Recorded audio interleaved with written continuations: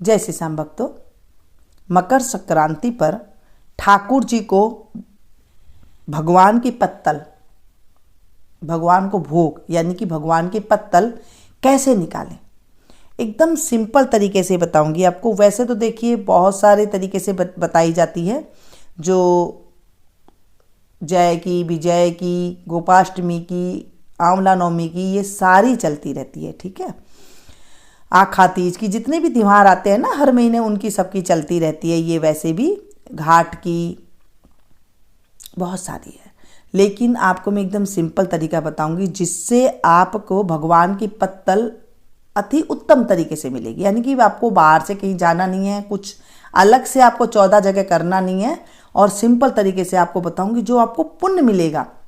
कैसे?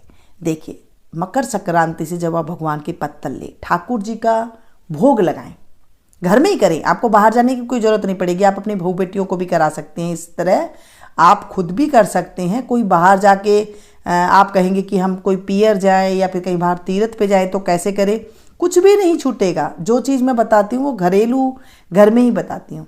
देखिए, आज से 30-40 साल पहले ना ज़्यादा बाहर नहीं जाते थे, बहू बेटियाँ कम जाती थी, तो उनको घर में कैसे नियम अपनाते थे वो इस तरह से ही अपनाते थे। बहुत बड़ी बूढ़ी होती थी ना, वही मंदिर वगैरह जाती थी, बाकी इतने कम जाते थे। जो बहू बेटियाँ होती थी उन्हें कम मंदिर जाती थी वो, और घर में ही नियम इस तरह से अपनाती थी कि उनका नियम टूटता ही नहीं था, खंडित नहीं होता था।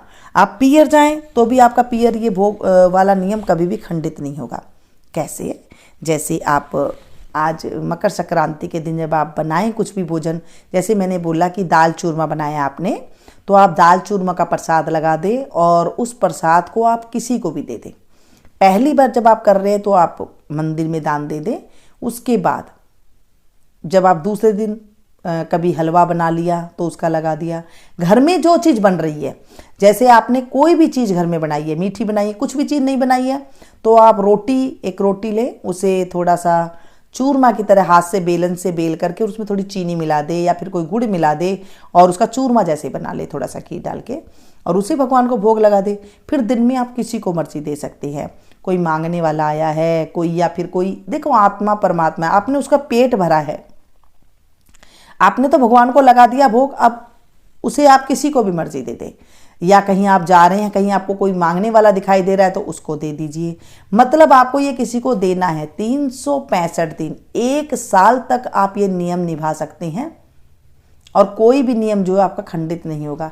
अगर कुछ भी नहीं है तो बाजार से ला करके आप 2 लड्डू रख दीजिए और उसे आप किसी को दे दीजिए। फिर सुबह सवेरे अपने मंदिर में, अपने कान्हा के सामने, अपने भगवान के सामने, जिन्हें आप मानते हैं, बस उनके सामने भोग लगाइए और देते रहिए। मैं कहती हूँ ऐसी पत्तल से तो आपको जो है कहीं से बाहर कुछ लाना नहीं पड़ेगा। कई लोग होते हैं ना, उनसे लाई नहीं जाती, 14 जगह लड्डू लाना, 14 जगह भात बनाने, 14 जगह चावल बनाने, 14 बहुत मुश्किल हो जाती है। फिर 14 जगह ही रखना, फिर 14 जगह बांटना। तो मैं तो कहती हूँ कि आप ये नियम ले लीजिए। इतना सरल नियम है कि इस नियम के आगे आप देखेंगे 1 साल में ही आपकी पत्तल पूरी हो जाएगी, और 365 दिन आपके कैसे निकल गए आपको पता ही नहीं चलेगा। मैं वही आपको उपाय बताती हूँ, वही आपको तरीका बताती हूँ, वही आपको नेक चार बताती हूँ जो आपके निभ सके, घर में रह कर ही आप निभाएं। आजकल तो देखिए ज़्यादा हो गया है कि हम इधर जा रहे हैं उधर जा रहे हैं, पहला ऐसे नहीं होता था। जो हमारी दादी थी ना वो इस तरह से करती थी, तो घर में डेली भोग लगा देती थी।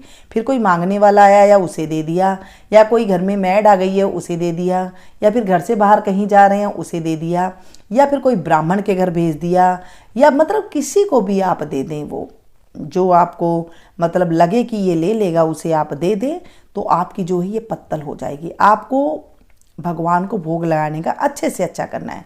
कभी आपने बर्फ़ी मंगा ली बाहर से, कभी आपने 3-4 दिन जो आप नहीं हाथ लगा सकते तो आप किसी और से ये लगा सकते हैं। मंदिर में भगवान के मंदिर में आप ये रख दीजिए कुछ मंगा करके बाहर से, और आप इस तरह से लगा सकते हैं। तो आप देखेंगे आपके नियम बिल्कुल भी नहीं टूटेगा, और ये बहुत अच्छी पत्तल है। आपको कुछ और ध्यान नहीं रखना होगा कि इसके बाद हमें यहाँ जाना है, या केवटिया की करनी है, कि हमें नाव की करनी है, तो इस तरह से आपको एक भी दिक्कत नहीं आएगी।